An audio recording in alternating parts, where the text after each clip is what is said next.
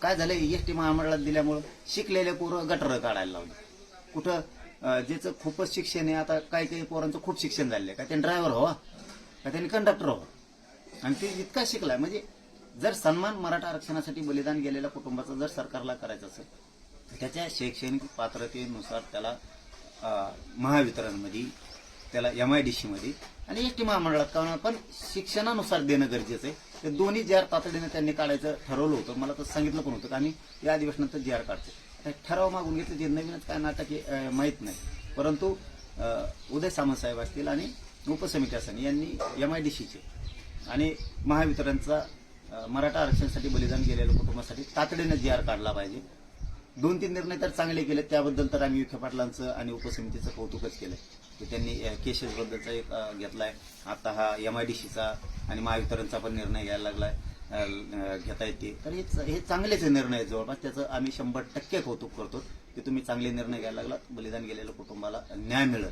हे चांगला निर्णय. फक्त ते ठरावाचं फक्त कन्फ्युजन.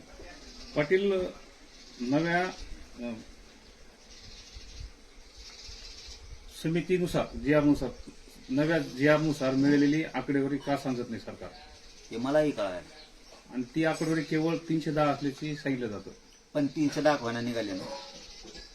माझं आणि माझ्या समाजाचं आमचं लढल्याचं समाधान काय, एक का व्हायला निघालं ना.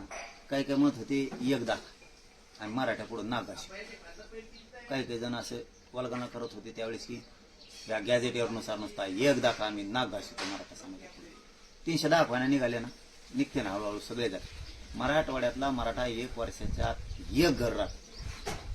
70-80 वर्ष नव्हतं ना.